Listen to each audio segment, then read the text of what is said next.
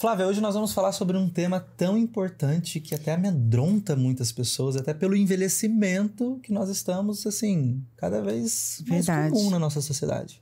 Um tema muito temido. Você tem medo, Paulo, de desenvolver um quadro demencial no futuro? Não vou mentir que eu tenho sim, Flávia. Não é algo que me assombra, mas já passou pela minha cabeça, assim, até parece que cada vez mais casos e casos vão aparecendo. E no consultório eu vejo muitas famílias que têm um parente próximo, ou pai ou mãe, que acaba... E por isso nós vamos conversar com uma sócia já do Surtadamente. Já tem carteirinha já, uma surtada. Porque ela é bem surtada mesmo, então a gente chamou ela para falar sobre quadros demenciais, principalmente o Alzheimer. Muito bem-vinda, doutora Neuza, minha querida amiga sócia. Eu vou falar seja bem-vinda, falar oi, você já tá em casa Oi, já? Já tá em casa já. Estou me sentindo realmente em casa. Nem até tá friozinho, com a canequinha, né? Até com a canequinha do Surtadamente que tem no consultório. A doutora Neuza acho que é a única convidada que participou de todas as temporadas, de todos os estúdios, de todos os formatos. Ela conhece tudo, ela acompanha tudo. Mas no consultório eu sempre tô falando para ela do que tá acontecendo, então ela tá por dentro, mesmo sem estar participando, né? Efetivamente. Tá por dentro de tudo. Da agenda do surtado. E das polêmicas também? Sem dúvida. Isso que é o mais importante. É o mais importante, que é o que dá... É o que dá vida. Exato. Sem polêmica não tem vida. Que se graça todo que mundo tem. pensar a mesma coisa... Exato. Já pensou se todo mundo torcesse pro Corinthians? Exato. Não teria o Palmeiras? Como é que a gente ia beber? Exato. Uma fofoquinha às vezes é legal, né? Tá bom, para, gente. Vocês estão tumultuando o negócio. Vamos aqui. Eu vou dizer pra você que a fofoca é aquilo que faz o homem ser o Homo sapiens. Se não fosse a fofoca, ele não seria o Homo sapiens. Exato. E que seria de Léo Dias, por exemplo? Sem a fofoca, estaria desempregado. Doutora, como a gente pode diferenciar o envelhecimento normal do envelhecimento patológico, do envelhecimento que possa desenvolver um quadro demencial?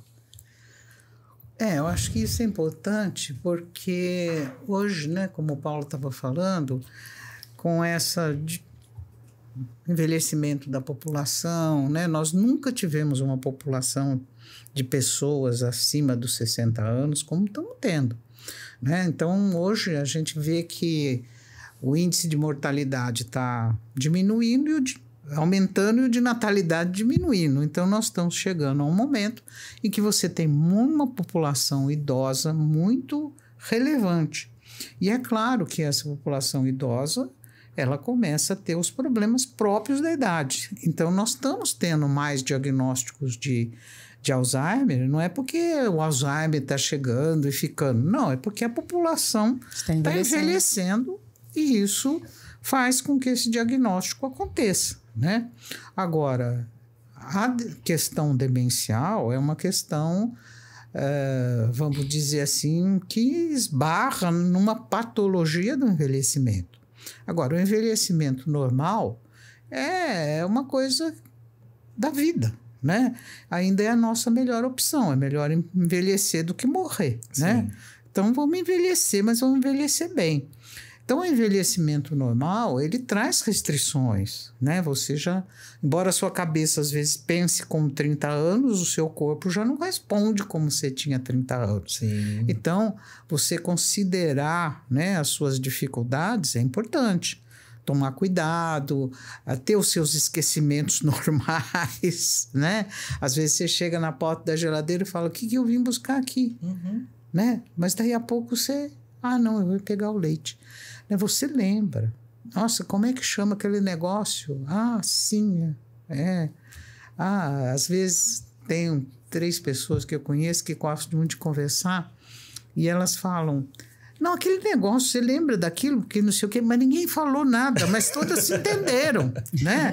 Por quê? Porque tem um canal de comunicação. Sim. Né? Então, o envelhecimento normal, ele mantém ativo os seus canais de comunicação, a sua capacidade cognitiva diminui, mas não se perde, né? Você consegue ler, você consegue discutir um assunto do ambiente, do dia. Então, tem várias coisas que estão substratos para a gente, para que a gente possa ver que o seu envelhecimento está caminhando, mas ele está caminhando dentro de um contexto que a sua vida está preservada. Agora, na demência, isso não acontece, né? A sua vida não está preservada. Você já não se reconhece dentro daquele ambiente que você está. Ou você volta, né, para o passado, ou você manifesta estranhezas a tudo, né? Então, não é um simples lapso, um esquecimento ou uma demora nas suas respostas que fazem falar que você está com demência, né? Isso está sendo uma procura muito grande no consultório, com medo de ter Alzheimer, né? Ah, minha mãe tem Alzheimer, será que eu vou ter? Sabe? Então, isso está gerando ansiedade, isso está gerando uma série de implicações, né? O que seria mesmo preocupante em relação ao desenvolvimento cognitivo aí anormal, que a gente possa desconfiar de um quadro demencial? O que seria realmente preocupante? E a partir de que idade você acha que as pessoas deveriam começar a se preocupar? Eu acho que preocupar não é uma boa palavra, né? Mas se cuidar, sim. Eu acho que a gente tem que se cuidar sempre, né? Então, eu acho que antes de mais nada, a gente tem que pensar em prevenção, né? Alzheimer hoje é uma questão de você adotar estilos de vida, de você ter prevenções para ele, né? Então, eu acho que a preocupação é com você, com o seu estilo de vida, não com aquilo que a gente não pode controlar, né? Como você falou, a demência é um fantasma que está assustando muita gente. Exato. Né? Às vezes você tem uma idosa de 70 anos cuidando de uma muito idosa de 94, né? É muito comum, né? É muito comum isso, né? Então, Exato. às vezes, essa idosa de 70, olhando essa mãe de 94, começa a ficar apavorada, falando, e se eu ficar assim, quem vai cuidar de mim? Isso já é um detalhe muito complicado, né? Mas o que a gente mais tem que pensar é em prevenção, né? Em prevenção do seu adoecimento na velhice. Então, você tem que cuidar da sua saúde, né? O Alzheimer ou qualquer demência, ela depende muito da sua saúde integral, tanto física quanto mental, né? Se você tem uma rigidez mental, também é um fator desencadeante para você pensar em demência, né? Você é aquela pessoa que só segue um trilho, isso é complicado, né? Porque o seu cérebro vai estar funcionando só naquela linha, ele não tem conexões para cá. Por isso que a gente sempre fala, né, para a pessoa que vai envelhecendo, depois dos 60 anos, começar a mudar de vida, né? Vai fazer um curso de línguas, vai estudar música, vai fazer algo que você não Isso gera se mais permitiu. criações sinápticas? Isso faz com que você utilize aquelas sinapses que você deixou de lado. Sinapses são as conexões dos neurônios. São né? aquilo que liga um neurônio no outro, né? Aquilo que faz, vamos dizer assim, cair as fichas, né? Quer dizer, você articula melhor, né, a sua cognição se você abre mais essas sinapses, né? E os neurônios, eles precisam ser bem cuidados. Se a gente cuida do intestino, do estômago, das pernas, das articulações, a gente tem que cuidar do cérebro também. A gente esquece, né, que o cérebro também é um órgão e que ele também tem os seus problemas e que a gente precisa cuidar. Exercitar. Exercitar numa academia. Exatamente. Você precisa, não é só fazer pilates, você precisa fazer o pilates cerebral também. Eu vou fazer uma pergunta aqui para virar um bom Reels ali, doutora. Olha o corte, deixa eu me posicionar. Doutora Neuza, o que seria cuidar da sua mente, da sua saúde mental para prevenir uma doença demencial? Olha, nos simpósios, né, que a gente vai para se atualizar sobre Alzheimer, uma coisa que é repetitiva e que já faz bastante tempo que é, vamos dizer, proposta nesse simpósio, são alguns fatos que eu chamo de lição de casa, né? Então, o que estudos estatísticos, né, e de evidências mostram, né, que as pessoas que têm uma sociabilidade boa, elas são menos atingidas ou são atingidas mais tardiamente com os problemas demenciais. As pessoas que têm uma dieta equilibrada, né, a tal famosa dieta mediterrânea, também tem um índice, né, de demência menor do que a população que faz uso dos fast food da vida, dos hiperprocessados. A outra questão é a atividade física, né? Então, você vê que vários lugares de longevidade, né? Por exemplo, a Sardenha, na Itália, é um lugar terrível. Você não consegue andar no plano, você só sobe e você desce, só sobe e você desce. Então, a atividade, né, dessa musculatura, de você se ajustar, né? Nós viramos uma sociedade sedentária, a gente não levanta nem para ligar a televisão. Então, essa atividade física também faz com que o cérebro articule conexões, porque você precisa prestar atenção no que você está fazendo. Né? Se você vai andar de bicicleta, se você não prestar atenção na bicicleta, você vai cair. Então, ali, a sua cabeça está onde está seu corpo. Isso é econômico para o cérebro. Conectar corpo e mente, né? Isso é econômico para o cérebro. Você está ali, você não está pensando no saldo bancário. Sabe? Você tem que estar em cima da bicicleta. Sim. Então, isso é, vamos dizer assim, equilibrante para o cérebro. É saudável para o cérebro, né? Então, essas 3 atividades são muito importantes. Dormir também, né? Dormir também. E o sono é primordial, né? Porque é durante o sono que a gente faz a limpeza do cérebro, né? Durante o sono a gente faz a drenagem linfática do cérebro. Então, tudo aquilo que dá, por exemplo, no Alzheimer, que é a proteína tau, ela é eliminada durante o sono, né? Ela é enviada para o líquor e dispensada pelo rim. Se você não dorme e não faz aquele circuito do sono que é recomendado, essa limpeza vai ficar falha. Essa proteína todo mundo tem. Todo mundo tem, ela é indispensável para o cérebro. Só que ela faz a função dela e ela tem que ser excretada. Sim. Né? Ela é vamos dizer assim, uma sujeira do cérebro. Sim. Né? E ela tem que ser colocada para fora. E isso é feito via líquor, né? E é feito durante o sono. Então, se você não dorme aquele ciclo normal de sono, essa drenagem ela fica fragmentada e não funciona. Então, uma das coisas que você tem hoje como diagnóstico de Alzheimer, né? Às vezes até um Alzheimer meio pré-clínico, mas não é um diagnóstico que você faz de rotina, é fazer a dosagem de proteína tau no líquido. Né? Se você tem bastante, é sinal que a sua limpeza está boa e ela não vai acumular no cérebro. Se você tem pouco, poxa, vamos ver o que está acontecendo, né? Então, essas coisas são importantes para você fazer e evitar as situações metabólicas, né? Hoje a gente está brigando muito, né, com as situações metabólicas, as inflamações do corpo, né? Cuidar do seu intestino, cuidar da sua questão de obesidade, né? Nós estamos tendo obesos mórbidos muito frequentes e a gente está vendo isso, né? Eu, por exemplo, tenho algumas pacientes com obesidade assim mais característica, que na demência fica muito mais presente e prevalente. Então, a gente tem que cuidar realmente dessa saúde como um todo para esse envelhecimento ser o mais normal possível, né?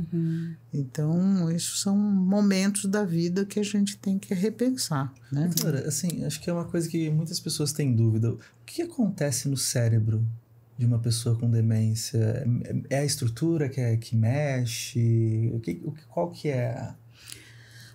Você vai mudando vamos dizer assim, a arquitetura do cérebro, né? O cérebro tem vários tipos de células. O neurônio é um delas. né? O neurônio tem um montão de ramificações e tal, né? Então, se você vive situações muito estressantes, essas coisas, todos aqueles rabinhos do neurônio, eles vão ficando meio atrofiado. Vamos dizer assim, meio depenados, sabe? Sim, assim? Que nem você pega um ramo de alecrim e faz assim, Sim. e fica só com aquele haste. Então, se você tem muitas coisas, muito estresse, muitas situações agravantes para os cérebros, esses dendritos, eles caem, né? Eles ajudam muito a sinapse. Sim. Então, você tem atrofia cerebral, né? Se você for fazer uma ressonância depois dos 60, 65 anos, tá lá, assim, microangiopatias, mas está escrito compatível com a idade. Né? Então, o que é isso? São pequenas alterações que o cérebro vai tendo por falta de circulação, por dificuldades de irrigação, por mortes de células que a gente fala da estrutura do cérebro, que é a glia e tal, e que precisam ser preservadas, né? Então, se a pessoa tem uma questão de colesterol muito alto, a carótida está funcionando mal, você vai ter mais essas microangiopatias. E dependendo de onde elas estão, elas causam uma lesão, como se fosse uma cicatriz. Sim. Né? E a cicatriz é tecido diferente do tecido original. Então, essas questões, elas vão fazendo alterações anatômicas no cérebro, né? Então, a gente tem que tomar esses cuidados. Enquanto fica essa microangiopatia difusa, tá tudo bem, né? O Alzheimer também, mas acaba tendo uma relação forte, né, com a questão genética também, em relação à predisposição a ter mais depósitos de beta-amiloide, as proteínas. Também tem uma relação forte, né? Atualmente se está estudando muito uma carga genética, né? Que é o gene ApoE4, né? Que no Alzheimer está presente e ativo. Mas você pode ter esse gene e ele não está ativo, né? Se você faz os seus cuidados, não é que sua mãe teve Alzheimer e você vai ter Alzheimer, né? Não é isso. Não é uma sentença de morte, como você estava falando. É uma predisposição. Como a gente tem os genes para diabetes. Não é um gene só, é um conjunto de genes que determinam a diabetes. Mas tem gente que tem esse conjunto de genes e não tem diabetes. Por quê? Porque faz dieta, porque cuida da saúde, etc. e tal. E tem genes que tem pessoas que têm esses genes e come demais e a diabetes vem. Ou seja, é uma predisposição. É uma predisposição. E tem gente que tem todos esses agravantes, come, é obeso, e não tem diabetes, porque não tem a carga genética. Então, é uma conjunção de fatores que levam isso. Então, você tem a parte genética, você tem a parte do estilo de vida, né? E você tem os agravantes que te trazem isso. Por exemplo, um AVC pode causar demência, né? Um AVC num lugar importante do cérebro, ele pode trazer aí um distúrbio cognitivo grande, né?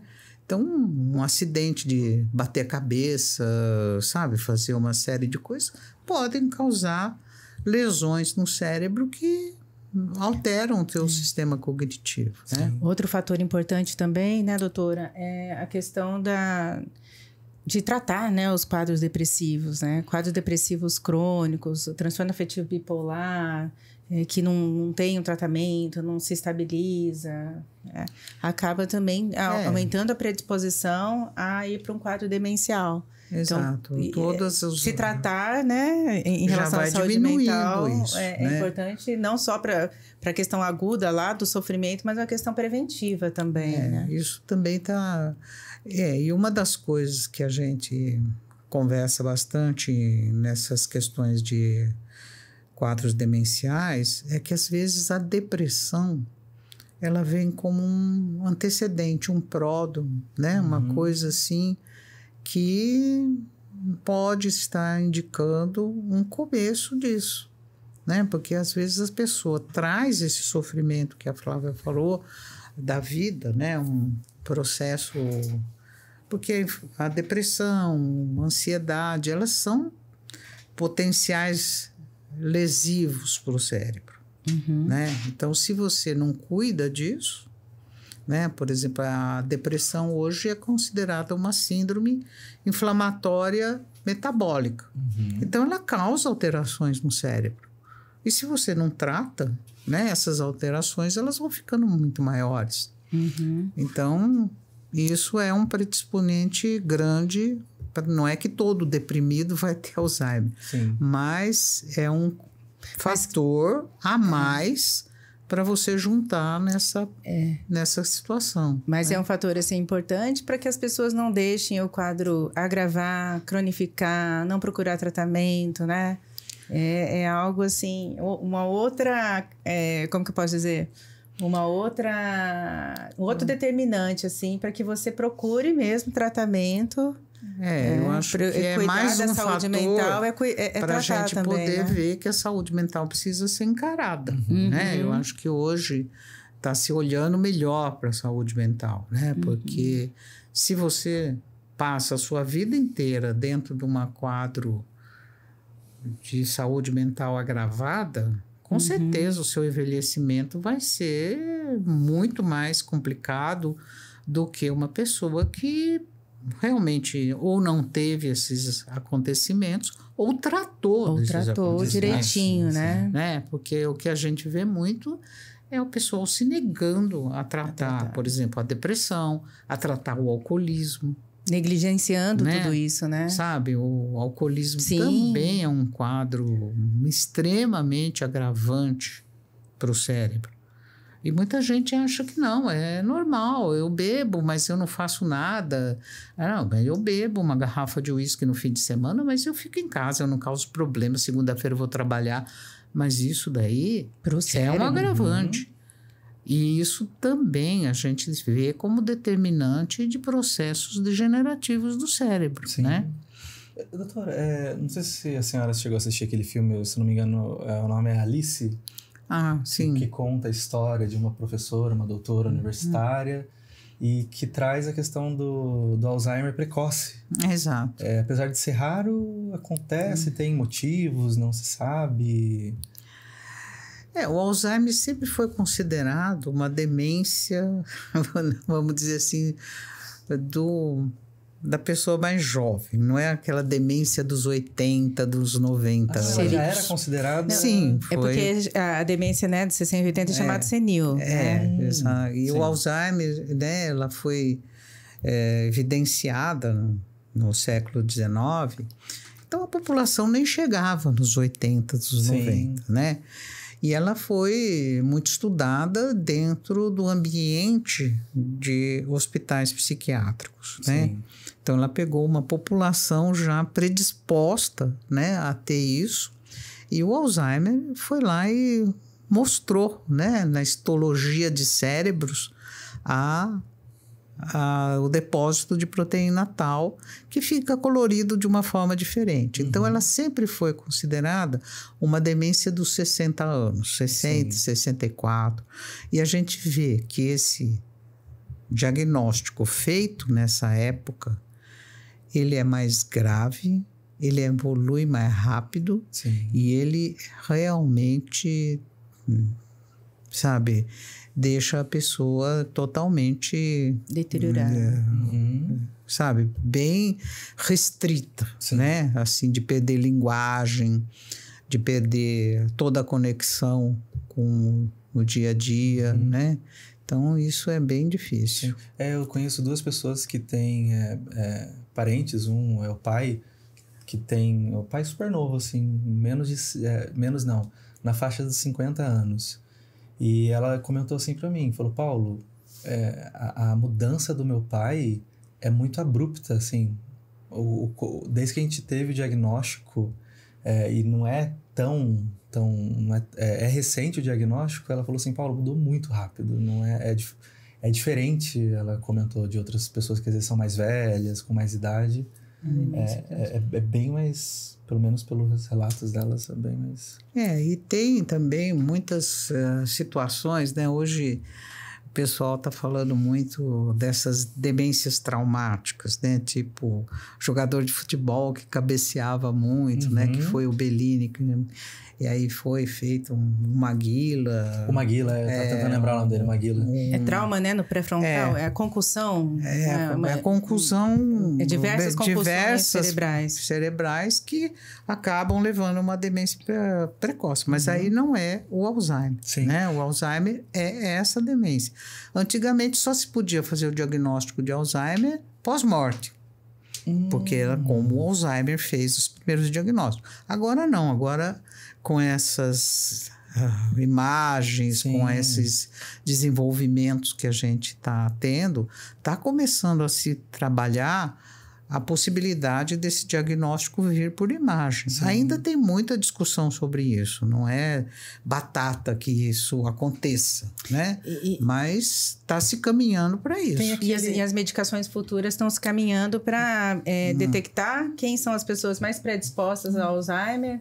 Às vezes nem começar ainda o quadro. Sério? E fazer um tratamento tipo uma vacina. Que legal. Isso está... vai ser revolucionário. Isso está em estudos. E está se achando algumas situações animadoras. Ou seja, o estudo está caminhando. São estudos que estão caminhando bem. Estão caminhando dentro do possível. Eu não lembro o nome do jornalista, aquele que era do Fantástico. E ele ia para vários lugares do Brasil, para onde eu vou, mas Cabrini, não é o Cabrini, não. Eu tô sem o celular aqui. Tá vendo? Mas isso não é Alzheimer. Não é Alzheimer, né? É normal. Ele tem alguma doença, que eu não sei se é Alzheimer, mas ele esquece algumas coisas assim também. Agora fugiu o nome. Tá vendo? Você também. Mas vai ser interessante, eu vou pesquisar. Vou fazer uma pergunta nada a ver, porque a direção lá veio trazer uma pergunta, a Isa. Pesadelos. Se relaciona de alguma maneira a predisposição ao Alzheimer? Não. Não? Por que veio essa pergunta, Isa? Porque a minha mãe deu uma entrevista na Record uma vez, que tinha um estudo relacionando pesadelos à demência. Ela deu entrevista, porque ela tem muito pesadelo, né? E a Record fez isso, entrevistou ela para falar disso. Pesadelo e demência? Pesadelo e demência. Não. Mas pode ter uma relação indireta, doutora. Assim, pelo menos assim, no sentido de repente, o pesadelo está muito relacionado à depressão, né? E a depressão, indiretamente, não tratada, não... A ansiedade também é um fator de os quadros pesadelo. Psiquiátricos são relacionados ao pesadelos que... as próprias questões do próprio sono, né? Também são assim. Mas não tem uma correlação de que o pesadelo em si... Pessoas que têm muito pesadelos vão ter demência, vamos dizer, tem mais demência do que uma população que não tenha pesadelo. São estudos difíceis de fazer porque são muito caros, né? Mas se você pegar uma população com pesadelo e sem pesadelo e medir, talvez não tenha grande mudança, não. Porque isso é uma coisa que ninguém fala. Sim. O ritmo do sono, o que pode acontecer o pesadelo alterar o ritmo do sono e essa pessoa ter um sono entrecortado, ter um sono que ela acorda a cada 2 horas e aí vem naquela situação que eu falei. Não faz o círculo normal do sono, ele acaba... não fazendo a drenagem linfática, acumula proteína tal, e aí pode dar Alzheimer. Mas é por conta do sono, não é o conteúdo do pesadelo. O pesadelo vai e atrapalha o sono. Aí é legal a pessoa fazer uma análise de sonhos, né? Numa psicoterapia, né? Exatamente. O sonho, Freud dizia, o sonho é a via régia do inconsciente. Exato. Né? Se você sonha, o que você sonha tem a ver com a sua vida. Exato. Né? Então, isso precisa ser examinado dentro de um contexto de terapia. Não é interpretação do sonho. Sonhou com serpente significa isso. Não é nada disso. Né? Mas é dentro do que está se passando com você, né? Dentro da sua associação com seus restos diurnos, né? Que fazem aquele sonho acontecer. E aí você vê sonhos de repetição, sonhos né? Que a pessoa fala, nossa, eu tenho um pesadelo que toda, né? Tenho vira e mexe, esse pesadelo me acontece. É muito mais uma questão, né? Do lado emocional do que do lado do lado anatômico, fisiológico, né? Sim, com certeza. Vamos falar de uma população que sofre muito com as doenças demenciais, que são os cuidadores? Exato. Eu acho que os cuidadores precisam de muita atenção, né? E isso, às vezes, as pessoas não se percebem nisso, né? Mas a gente vê muito o adoecimento do cuidador familiar, né? Porque o cuidador familiar, ele para a vida dele para ficar vivendo uma vida do outro. Como eu falei, uma pessoa de 70 anos cuidando uma de 94, ela está deixando de viver as potencialidades que ela tem aos 70 para viver as dificuldades do 94. Né? Ela não está podendo viajar porque tem que cuidar da mãe. Ela não está podendo ir jantar com os amigos porque está cuidando da mãe. Então, isso é muito complicado, né? E as famílias hoje estão diferentes do que eram as famílias antigas, né? E a gente está vendo muitos centenários, a gente está indo em aniversário de gente com 100 anos aí, de uma certa maneira, né? Deixa eu entrar numa polêmica que tem a ver com o juízo de valor, assim. Posso só fazer um adendo antes de entrar na polêmica? Eu acho que também entra, doutora, assim, que eu percebo no consultório, quando atendo pessoas que são, tem um parente, está cuidando de alguém com demência, é a questão emocional no sentido de ver a mãe ou ver o pai e às vezes a mãe ou o pai não se lembrar, ver que eles falam assim, nossa, parece que minha mãe não está mais ali, aquilo me machuca muito. Eu percebo muito no discurso. Exatamente. É um luto antecipado. As pessoas perceberem isso e é um luto vivenciado, é um luto prolongado, né? Sim. Porque você está perdendo sua mãe ali na sua frente e não tem o que fazer.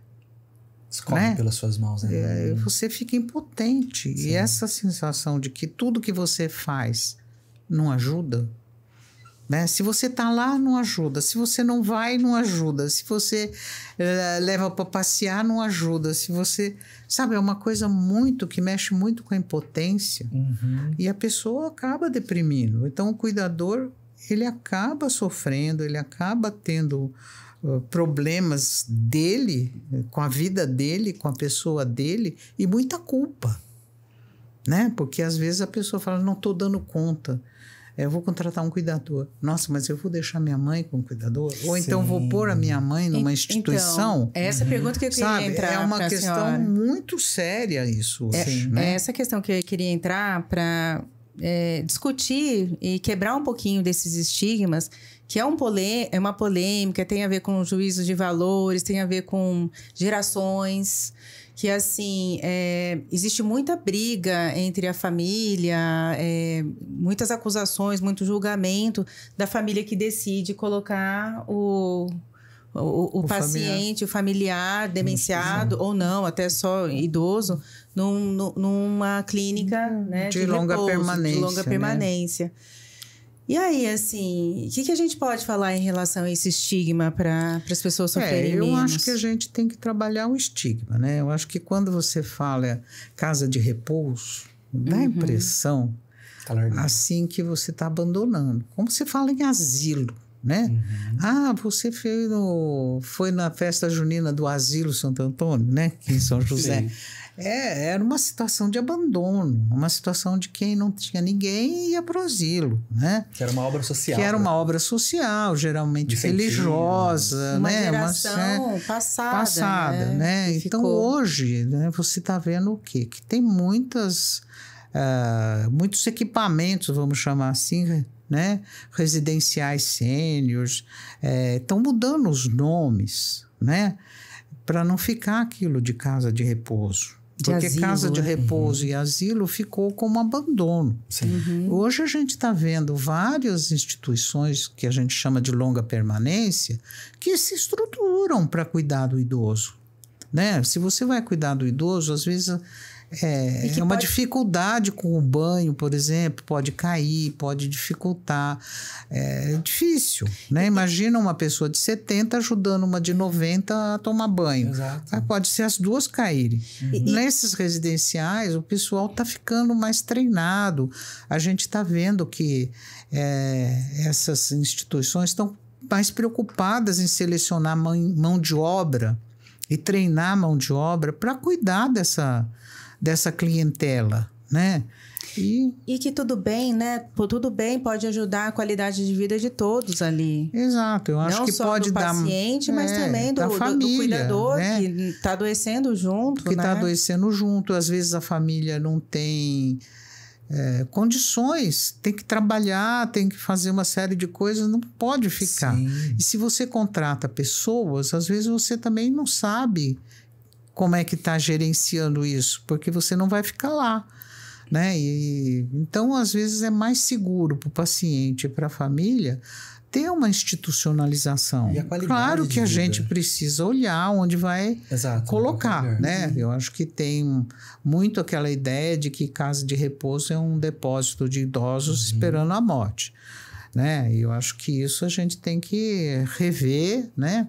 E procurar um lugar que você veja que tem um ambiente acolhedor, né? Uma situação, não é aquela casa escura, todo mundo sentadinho na sala, assim, né? Tem fisioterapia, né? Hoje essas instituições, elas têm profissionais, tem um geriatra que acompanha, tem fisioterapia, tem terapeuta ocupacional, às vezes tem até fono, porque é muito comum os problemas de deglutição no paciente idoso, né? Tem os técnicos de enfermagem para aqueles pacientes mais restritos.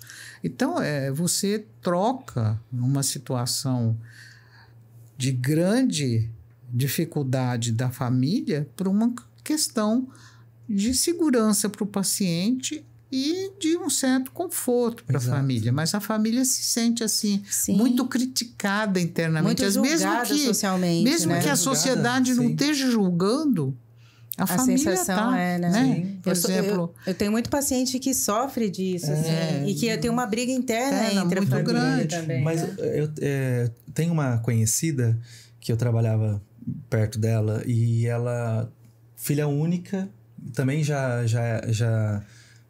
a mãe era bem senhora, ela também já tinha lá por mais de 60 anos. Filha única, não tinha ninguém ali, tinha os parentes, a família, a mãe com Alzheimer. E assim, ela tinha que trabalhar.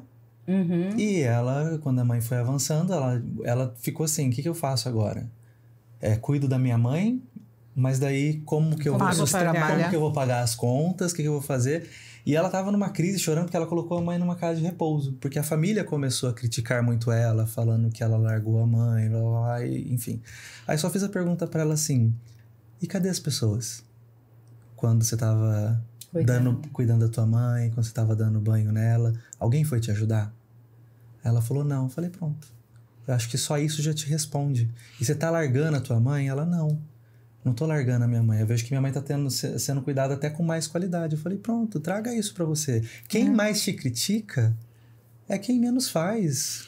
E às vezes a própria pessoa se critica, mesmo sem essa crítica exterior. Exato. Às vezes você vê, né, os filhos falando para a mãe, olha, não dá mais para você ficar com ele aqui, vamos institucionalizar. E a pessoa fica assim...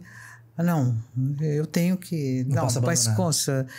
Poxa, mas isso... né? Então, são situações que a pessoa sofre muito com essa situação, né? Porque você está vendo o outro se perder ali dentro da demência, né? E perder tudo, até a condição da casa dele. Então, isso é bem doloroso para a família. Mas são impotências que acontecem no dia a dia. Então, eu acho que hoje, você vê na cidade aqui, né? A gente está vendo aqui em São José, um aumento dessas instituições, né? Porque a família, às vezes, por exemplo, a pessoa nem tem filhos aqui. É muito comum você ter filhos morando no exterior E a pessoa sozinha aqui.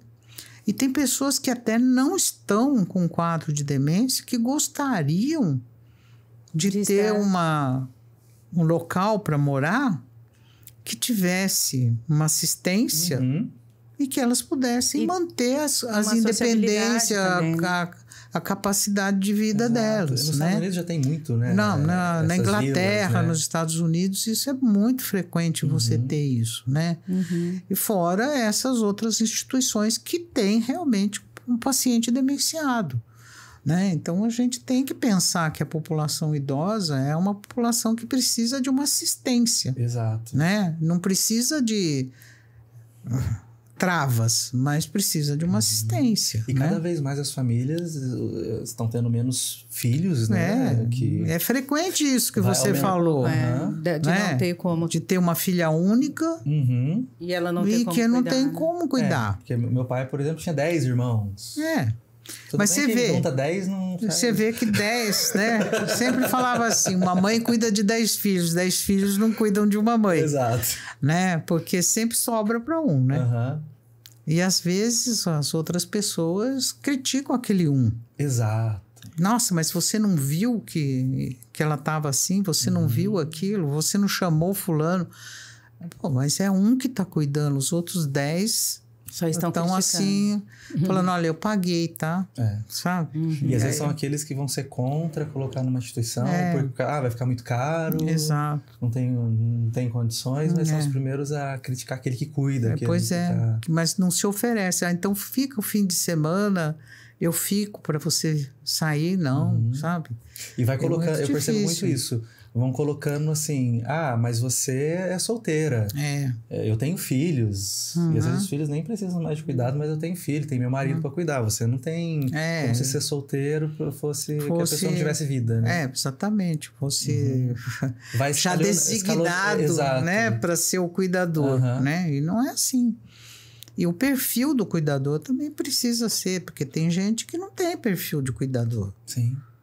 Né? E é interessante isso também, porque quantas pessoas às vezes sentem culpa porque às vezes não conseguem dar banho no pai ou na mãe ou trocar a fralda por ser pai e a mãe. E fica se culpando porque, nossa, mas eu não consigo trocar meu pai e minha mãe. Ou às vezes contrata alguém. É uma culpa tão enraizada. Exatamente. Né? Eu acho que isso são limites que cada um tem que reconhecer em si. Aceitar. Né? Para poder não se violentar, né? Porque o cuidador realmente adoece. Sim. A gente aqui tem uma associação, a Associação Brasileira de Alzheimer, tem um polo aqui em São José, né? E eles dirigem muito essa assistência ao cuidador, né? A tentar ajudar o cuidador a se cuidar. Que legal. Né? Porque o índice de adoecimento é alto. Sim. E às vezes a gente vê muito isso. Eu tive uma paciente que era uma menina quer dizer, uma pessoa já era bem idosa, a filha também idosa, aposentada, e a filha morava num apartamento, ela morava no outro. Num belo dia a filha não apareceu para o almoço que ela sempre ia. A filha tinha morrido, né? Quer dizer, e por estresse, por depressão, por uma série de coisas que agravaram a situação dela. Então, às vezes, o cuidador se adoece tanto que ele acaba morrendo antes da pessoa que está sendo cuidada, né? Então, isso é bem complicado, essa vivência aí. É uma polêmica mesmo. Doutora, vamos finalizando. Já deu o tempo. Já passamos. Tá uma delícia, mas... Já está lá. E assim, que mensagem assim final que você gostaria de passar tanto para as pessoas no sentido de prevenir ou não temer tanto, né? De alguma mensagem de alívio assim para as pessoas, quanto também para o cuidador? Eu acho que a gente tem que pensar que a vida vale a pena ser vivida hoje, né? Então, a gente tem que pensar no presente. E é difícil, porque a gente sempre está olhando para o retrovisor ou para o para-brisa, né? Às vezes, a gente não olha para a gente. Ou você olha para um horizonte, que às vezes vai ficando mais próximo, ou você fica olhando lá para trás, né? Por que eu não fiz isso? Por que eu não fiz aquilo? Então, eu acho que uma das coisas mais importantes é falar para as pessoas viverem o hoje, né? Hoje a sua vida está assim, né? Para o cuidador, principalmente. Pense em você hoje. Não fique pensando que você pode ser ela amanhã. Né? Ela é ela. Ele é ele. Você é outra pessoa. Né? Então, esse resgate, né, que a gente tem que fazer da nossa vida é importante. Né? Eu acho que as prevenções, isso que a gente falou aqui, de cuidados que a gente tem que ter no autocuidado, né, de você realmente se cuidar, é um jeito de você se prevenir para isso. Claro que não é 100%, mas é uma boa chance de você não entrar num processo demencial se você cuidar da sua saúde sempre. Isso não é para cuidar depois dos 80, é para cuidar sempre, hoje, né? Então, o hoje é o mais importante na nossa vida, né? Então, que é o que nós temos, né? Vamos fazer isso hoje. Agora. Muito obrigada, sempre com as suas palavras de sabedoria, Sim, conhecimento aí infinito, tanta experiência da vida e como profissional também, de 50 anos de experiência.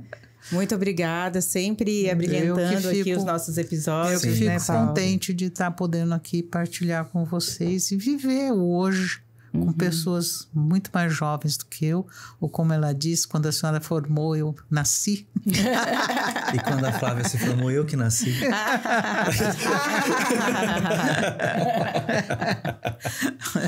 Né? Então, são coisas assim que a gente precisa fazer, né? Você participar na vida intergeracional, né? Eu acho que a gente está um pouco defasado. Hoje, avô não vive com neto, né? E eu acho que isso é muito legal, né? De você ter uma vivência intergeracional. Então, no consultório eu tenho esse prazer e essa chance de viver com uma população todas as gerações mesmo, bem diferentes, né? Que possam me ajudar, né? De você falar com aluno, de falar com residente, de falar com colegas de consultório, de ter grupos de pessoas mais idosas, grupos de pessoas menos idosas, tal.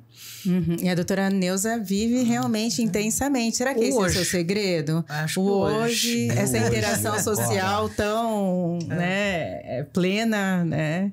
Temos que ver o hoje. E vive o hoje, o hoje. Então tá. Doutora, qual que é o seu arroba? Clínica Ethos SJC.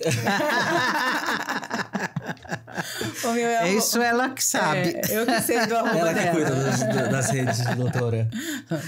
O meu é doutora Flávia Sano. E o meu é @psipaulo_siqueira. E você também não esqueça de seguir Surtadamente Podcast no Instagram e no TikTok. E aqui também, eu vi já, e aqui também no YouTube. Não esqueça de comentar, de se inscrever e apertar o sininho também, porque é importante o sininho para você lembrar das nossas atualizações. E também a gente quer agradecer o Espaço Vale Sul Shopping, Espaço Saúde do Vale Sul Shopping, que sempre está aqui conosco, nos ajudando, colaborando com o nosso Surtadamente. Exatamente, o espaço onde tem várias clínicas maravilhosas, várias especialidades e que tem um tratamento aí de excelência. Vai sentir VIP lá. É isso, gente. Até semana que vem. Até semana que vem. Beijão, gente. Beijão. Tchau. Tchau, tchau.